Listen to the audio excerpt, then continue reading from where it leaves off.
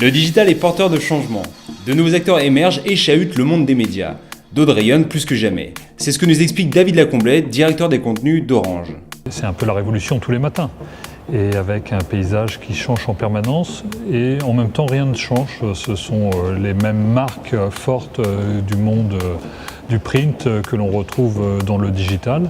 Parce que dans un univers où tout le monde a sa part de voix, il faut aussi des marques qui rassurent, qui montrent la voie et qui apportent leur label, qui accréditent l'information. Ce que le digital change, c'est avant tout nos métiers. Les publicitaires et journalistes se verraient bien parfois inverser leur statut.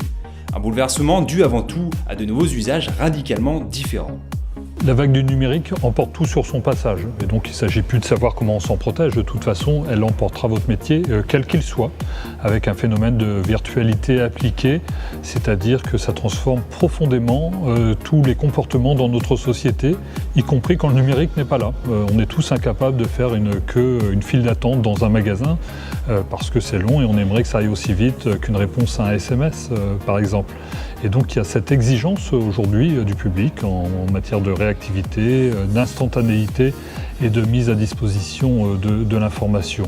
Et c'est vrai qu'il faut avoir les épaules un peu solides et larges pour pouvoir y répondre et le faire avec sérénité et responsabilité. Et en matière d'information, vous devez effectivement entretenir une rédaction et tout en faisant le pari de l'audience.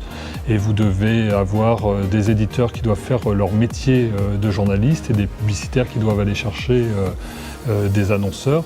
Et on voit bien avec parfois une confusion des métiers, là où vous avez des hommes de communication qui aimeraient raconter des histoires et des journalistes qui font des titres un peu plus accrocheurs, qui prennent des photos un peu plus accrocheuses pour retenir l'attention et driver l'audience. Orange, qui reste avant tout une marque, joue ce jeu de l'éditorialisation avec une stratégie de contenu entre vidéo, musique et images. Un travail parfois associé à des rédactions comme celle du Figaro Média ou à des startups comme Deezer et Dailymotion. Orange est un acteur responsable en matière de distribution des contenus. C'est vrai qu'on a fait le pari de l'exhaustivité. C'est pour ça qu'on travaille avec les meilleurs dans leur domaine pour proposer des offres de qualité en vidéo, en musique, en matière d'actualité et beaucoup d'autres secteurs et de médias. La qualité a un prix et c'est pour ça que nous rémunérons nos partenaires, soit par la publicité faite sur nos audiences, soit par des services payants quand il s'agit de vidéos à la demande, par exemple.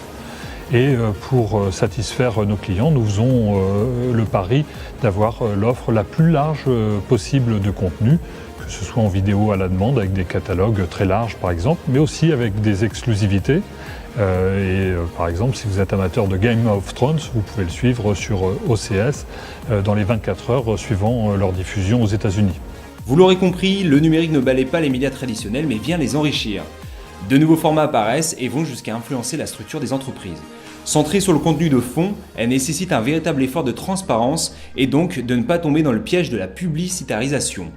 À l'avenir, tâchez bien de raconter de belles histoires.